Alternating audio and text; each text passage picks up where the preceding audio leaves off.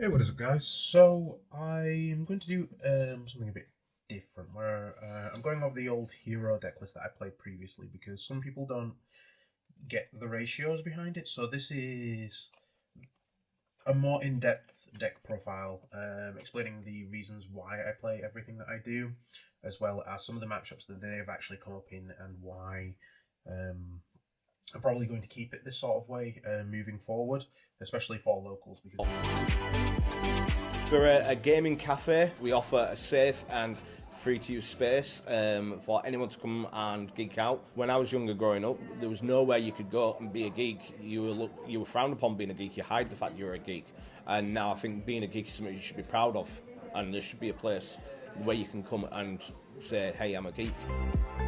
We've only been open 6 months, but this is mainly designed for my locals and not for any bigger events, so it works out just the way that it needs to. So for the Vision Heroes, we play the 3 Faris and the 1 Increase. So people have said play multiples of this. I think that is incorrect. Fair enough, you draw this, it's a dead card, it doesn't do as much, but it can still be used as super poly targets to just clear stuff off the board so that I can use Garura and other things, as well as it's free discard fodder if I do have it. So it's not the end of the world, and with the way that I've actually been playing this, I know the standard play is summon Vion, put this into spell and trap cards on, tribute this off straight away. But how I've been playing around like hand traps such as Imperm and Veiler, which are prevalent in my locals quite often, is I will leave this card in the spell and trap zone and then play with the other heroes that are in hand. And then if they do have a hand trap for such as Imperm, Veiler, or if they already have something on board that targets to remove, I can then chain this to tribute off the monster that they were targeting, because a lot of the heroes themselves don't need to be on the field for their good effects to resolve. So this is just more baiting through hand traps. The fact that people keep on thinking there's a continuous spell makes this a hell of a lot better because it's a trap, so I can just tribute it off during opponent's turn. Yes, I do keep forgetting that if I take damage, this card can go into my spell and trap card zone, but that's just something that comes up now and then sort of thing. And then we play the 2 Vion. We don't play more than 2 Vion because I don't want that many normal summons in the deck because it just starts clogging up your hand and you can't use it for a lot. Fair enough, you can. This is the thing that you summon off the increase, but if I do draw this and I do draw the increase, it's not that bad because I can just get the polymerization and then get rid of the increase to the graveyard so that I can start getting the ball sort of rolling with the deck. There have been times where I have normal summon this and this gets hand trapped. The most common hand trap though this keeps on falling into is Ash Blossom. I don't know why. When Effective Veiler and Imperm are better because this does have a second effect such polymerization.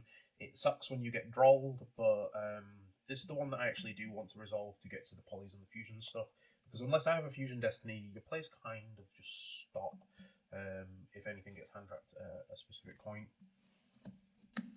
Then we play the 2 Stratos. I don't need the third. The amount of times where I have just opened a starter and it gets me 2 Stratos anyways, or in some occasions I don't actually even summon this because after turn 1 I've searched every single hero that I need. The only ones that have gone back into the deck is stuff that's Favourite Contact has put back into my deck, or if I'm just searching a Plasma for next turn, which doesn't really matter. Yes, it is a great starter, and with the mass change stuff, it does turn into a blast, so it plays around the hand traps. But all in all, I've come to dislike playing 3 of this because I don't want multiples in hand, and half of the time I just hero lives this off, so that I have free access to it, so I don't need to use my normal summon. Then we played the 1 Liquid. There was a comment in the previous video of why this isn't being played at 2. Short story, it sucks at 2 because I don't tend to go past turn 2, well, my second turn with this deck, because if I am using this for anything, it's to make the absolute 0, and then I have increase in the spell and trap card zone because I haven't used it in the previous turn. So then I can tribute the absolute 0 during opponent's turn and then just get rid of their entire field. Or I'm using it for its draw effect. It is very, very rare that I have used its reborn effect. If I've used it, I've brought back Stratos to then pop stuff.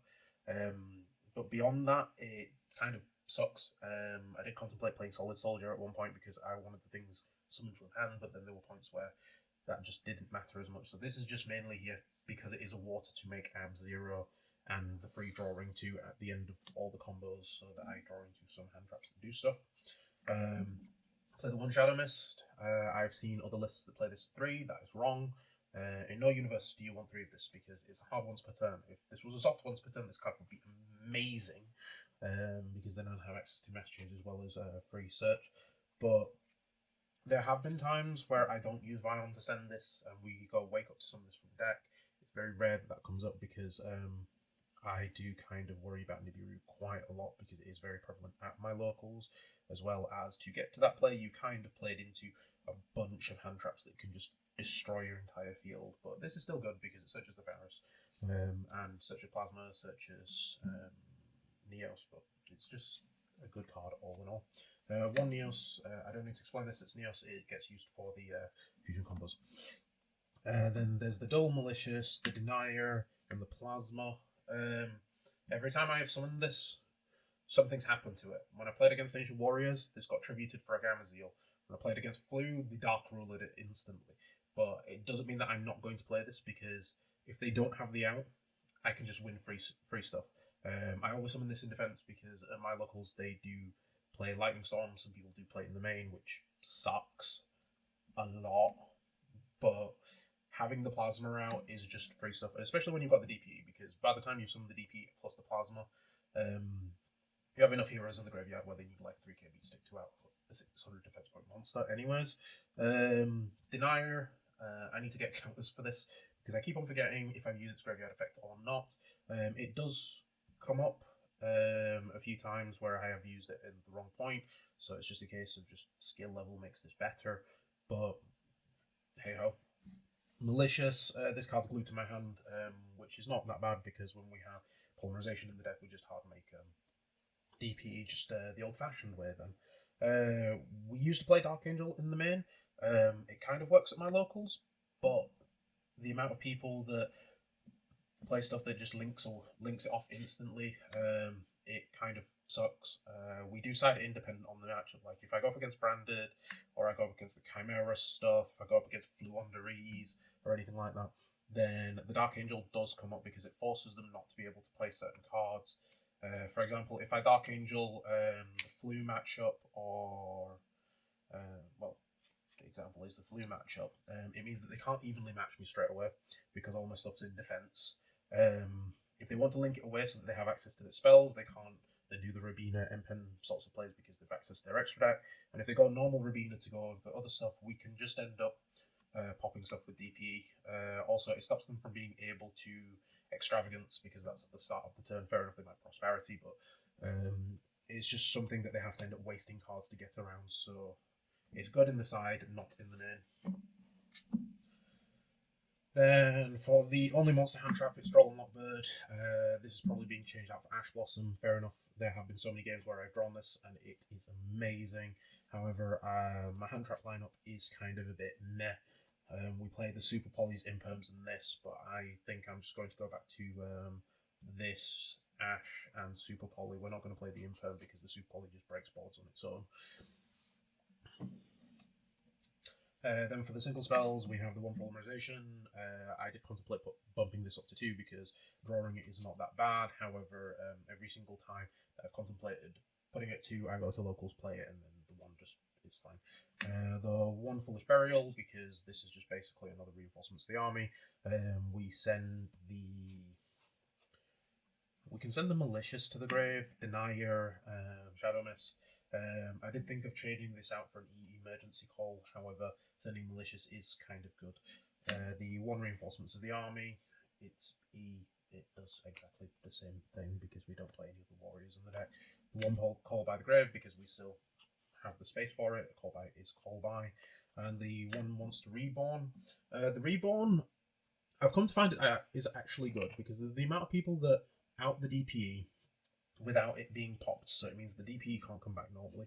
I just reborn my own stuff and then I can start doing plays because not all heroes are locked into the fusion summon way to get them out. Some of them you can just reborn them back. And it's always great just reborning your opponent's stuff, especially when they got good links in the grave. In one of the Orcus matchups, we just reborned his Dingo suit and then went from there. I probably will take this out though, because it's a case of I see it every so often, probably one in every 10-15 games, but it doesn't really matter as much. And it is a 41 card list if memory serves right, so we can just cut this to get consistency back into the deck. Then we played the one Miracle Fusion. We don't need any more than this. Similar with Poly, I did contemplate playing the second one. However, it's late game and it's win harder sort of thing. We played the 2 Mass Change. We originally played 3 of this. However, the reason why we went down to 2 is because if we draw this with no way to get a decent hero on board, it sucks. It sucks really badly. And the amount of times that I've summoned Dark Lord and Dark Lord just got outed in 3 minutes, it doesn't really do as much as I would like it to. As well as we took one out so that we could play other stuff in here, such as the talents. We were going to play this at 3. I think 2 is just perfectly fine at what it is, because we do have drawing ways and stuff, and the fact that since it is heroes and we can search our entire deck in one turn, drawing the talents later on off the Liquid Soldier isn't that bad. If I go first, it's great, because I get to rip a card out of my opponent's hand, and then if I'm going second with this and I rip something out of my opponent's hand, it lets me know if I can Dark Angel them or not, or if it's just worth leaving that in my hand. Game 2 and 3 is just amazing though, because we do side in the Dark Angel for game 2 and 3, so it lets me know if they actually have something where I can just go DP, pop the monster that comes out, and then you're under Dark Angel for the rest of the game, as well as access to all the other hand traps. I'm not too bothered about what hand traps my opponent plays, but I guess I do and I don't. There was one point where I did contemplate changing these out for Lullaby of Obedience, because one of my hero link monsters locks me into heroes, so I can't summon any heroes. So if I go Lullaby, declare a hand trap at the end of the combo, they have to put it in my hand. So that's a card. But we got rid of Lullabies, and yeah, that kind of sucks. We're not spending that good to get more. Then the obligatory 3 hero lives. This is your great starter. Even when I've seen that I'm about to go into time, this is still a good card. As long as you have at least 10 minutes or more on the clock, you always hero lives, because he gets you into your plays. And then the great thing with heroes is all their stuff is just big monsters, so they just die very quickly. So paying half your life points isn't too bad. The only time that it sucked was when I was up against branded level stuff, where I pay half my life points and then they just summon a Dragoon and kill me. So we just have to make sure that Dragoon does not kill me so quickly. The 3 Fusion Destiny, I saw someone's video where he played this at 2. That's horrifically wrong. You want to draw this at all points. There are even points where I have gone Denier to put DP from my grave back into my deck so I can Fusion Destiny to summon it again. There is no universe where this is supposed to be at 2. You're a very brave man or a very foolish man to play this at 2 in any other circumstance. Then the 3 Super Poly. We don't play a fire target, but we do play the standard Guru and like dragon sort of things. There was a point in one of the record matches where I super poly with one of his monsters to make an absolute 0. That was quite funny, but that rarely will come up. I did think of playing Nova Master or any of the other Omni heroes so that we have better super poly targets. However, we're kind of tight for space in the extra deck, so we don't particularly want to risk it. Also, because of the attribute sorts of stuff that we play in the deck, of all the good attributes, it means that we kind of will always have a target against our opponent. There was one point where I know the Stratos and we had the Super Poly and we realised Baron can't respond. So yeah, that was fun. One favourite contact, we don't need any more than this because the hero can add it from the graveyard. I decided to read that part of the effect and it was actually quite good. The funny thing that's actually come up with this is when I decided to read this correctly for the first time in my life, it doesn't fusion summon the monster. It cheats it out of the extra deck by sending the material, so it kind of half fusion summons. It comes up because if you DP blow itself up, you can't bring back the DP, but it also means your opponent can't bring it back. So if you have the deny to put it back for the next turn, that's great. And if not, then your opponent just kind of finds it difficult to deal with certain things. Your graveyard isn't their graveyard sort of thing when they've got the good hand traps. Also, summoning stuff with Neos, it's amazing because the amount of times that my opponent has tried to compulse it back with some card that's got a compulse effect, Yeah, that doesn't work. Nightmare Unicorn doesn't work against it. Akashic Magician actually came up in one game against a Fire King matchup, and they couldn't Akashic away the DP, so yeah, that was good. And then the triple infinite impermanence. We are probably going to take this out for Ash Blossoms. I want Ash Super Poly in that. Impermanent is great, however, there are loads more matchups where I believe Ash Blossom just puts in a hell of a lot more work. The only matchup at my locals this puts a lot of work in against was the Rika matchup because we did it on the Dryas. But Ash Blossom would have done the exact same thing. The Flu matchup, I hate this card against it because they can just tag out for stuff. The Orcus matchup that I had, it didn't matter. And then from all the other matchups, for like Branded in that, Ash Blossom just felt like it would have put in a lot more work than this, so we'll probably end up cutting this. And that's the main deck. The extra deck, kind of its standard. We play the one Infernal Divisor. The amount of times I actually forget to summon this, and then I just go Shadow Mist to add this the Neos to hand anyways. Yeah, I should probably play this more often. Beyond that, it kind of doesn't really do anything for me. The One Wonder Magician, again, I thought of playing this at 2 and taking out the Divisor because we can search. Because since we have such a low count of heroes, we can get to everything that we need moderately quickly, so it doesn't really matter as much. The effect of Summon from Hand has come up as well, where we have such stuff with Strauss for later, but it's not really that bad. We always set, usually, the Miracle Fusion, and then during our turn we'll set the Poly again, depending on what's in your hand, because it means that your opponent has to deal with the Miracle Fusion on the field straight away, because if not, you can make your Wake Up the Elemental Hero, and if they've outed your favourite contact, it means that you can threaten the Neos Fusion to kill them. Double Cross Crusader, the amount of times that this gets imburned. I've learnt my lesson. If this gets imburned, I just kind of just accept the L and move on with doing the rest of the combos, not make a second one, because the second one kind of comes up later in the game, depending on your matchups. But beyond that, yeah. The one Absolute Zero, very rarely summon this, but if I do summon the Ab Zero,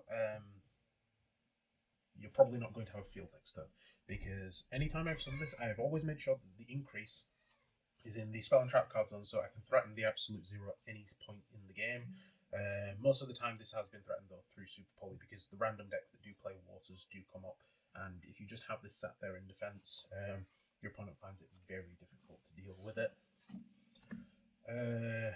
One, you summon this, you win. Basically, if somehow they've outed this, by the grace of God, something's gone wrong. Because if you summon this, you should blitz the field and then kill your opponent the following turn, because this should be freakishly huge. This should be like at least 6k. One Wake Up, very rarely summon this. There is a combo where you make this with DP, and then you go DP, blow this up to summon the Shadow Mist from deck.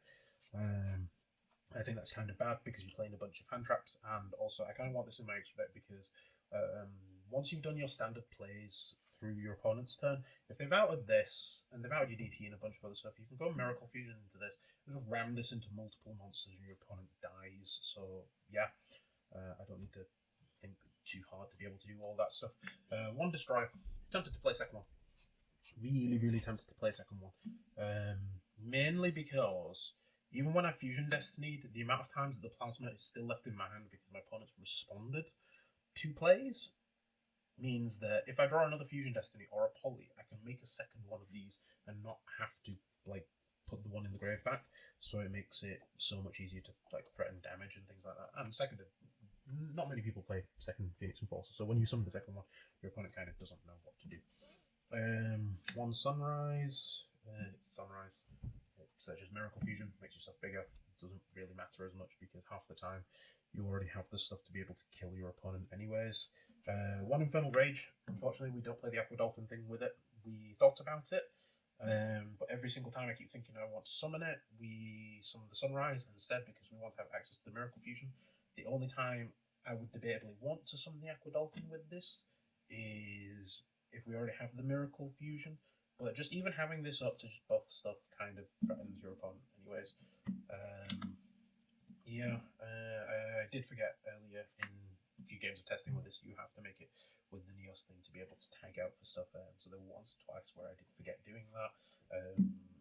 My opponent did notice it and point it out to me. So we kind of had to figure out different ways to be able to make the board a little bit better from there. And then for the Masked Heroes, we play the double Dark Claw and the Blast. I nearly cut this down to one because out of all the events that I've gone to, I've only really summoned one Dark Claw. The only time I've summoned a second one is when I am just attacking for damage and you're not using Dark Claw's effect to rip stuff. I'm very cautious with using Dark Claw's effect to rip from hand because I am afraid of talents and thrust. So it is very, very rare I'll actually use its effect to rip from hand. It's just deck dependent what I go up against. So I kind of just have to gauge whether or not my opponent would play thrust in there, which does make you play the game of how rich do you think your opponent is or how much they invest in the game. Because there are certain games where you can just assess looking at your opponent and think they probably don't have talents in the deck, or they probably don't own talents. So we might be able to get away with doing the Dark Claw rip from hand. But beyond that, yeah. Blast, I've summoned this so many times and I've forgotten to use its effect so many times. The cutting monsters attack in half kind of does matter, even though I've been using this mainly as a compulsive back row. And then we've got the Mud Dragon and the Garura. These are the super poly targets. Fair enough, Absolute Zero is technically a super poly target, but these are the actual super poly targets. And then for the extra, we're missing one card from the extra deck. That's because it is in Salad at the moment. But beyond there, it's pretty alright the way that it is. So we play the one Dark Angel. I'm going to go into Dark Angel quite a bit here. So we tend to side this in if we know that we're going first in game 2 or game 3. Because once we give this to our opponent, they are going to have a very bad day. Because they need to have a way to out this.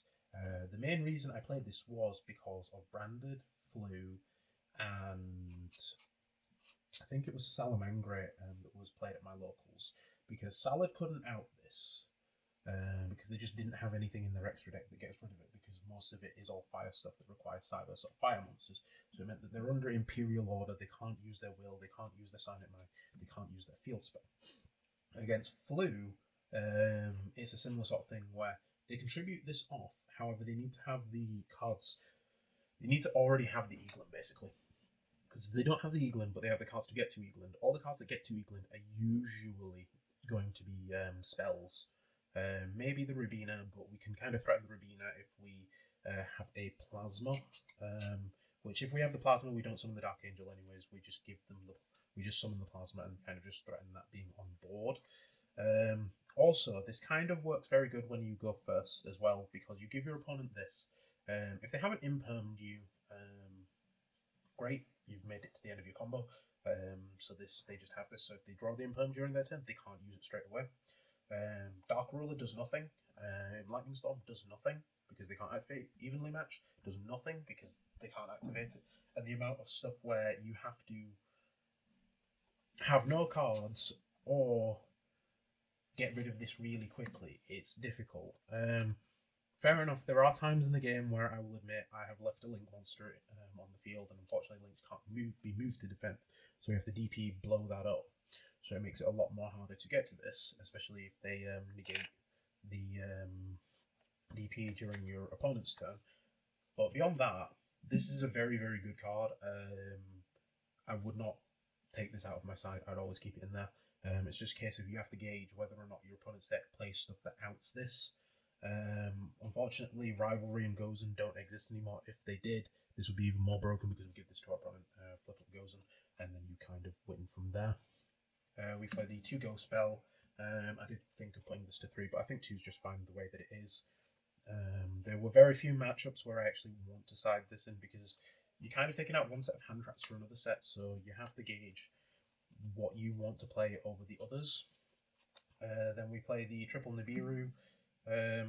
You can kind of just win freely with this, because even if you give your opponent a relatively big monster, the fact that you play Super Poly and other things means that you can out their token relatively easily, as well as this is just more of a case of if you're going second, you play these.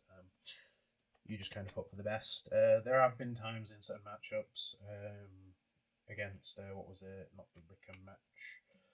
It wasn't the Flu either. One of the matchups that I had, we actually sided this in for when I went first, because we wanted to threaten DP plasma plus this. So if they added the plasma and everything, we had this as basically plan F. But that's all fine. The cosmics, we play the triple because it just outs everything. We don't play lightning storm because I feel that it doesn't do as much in matchups. I believe that this just does a hell of a lot more, especially in the matchups that I've been having at my locals. Then the triple evenly matched. I bluffed this so many times where I've gone draw phase, standby main phase, battle phase.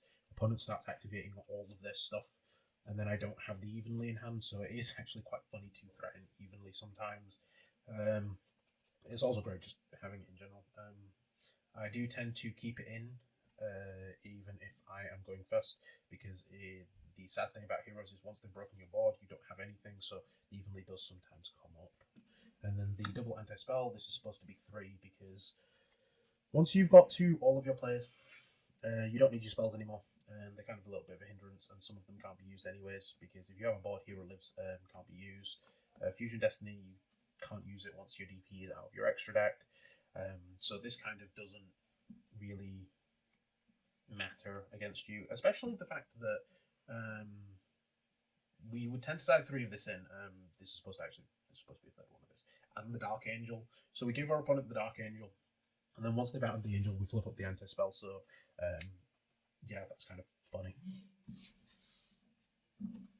But that is really the deck in a nutshell. There was supposed to be some test hands that I contemplated doing with it, but it's kind of one of those things where when I was testing with this, I just kept on playing against loads and loads of different decks and kind of figuring out where to stop for hand traps, because there are loads of routes to get to the same end board. It's just a case of you have to be able to map your way to the end board. Bricky hands kind of don't really exist in this deck as much as I've come to find, because subtracting drawing the increase, there wasn't that much bricking.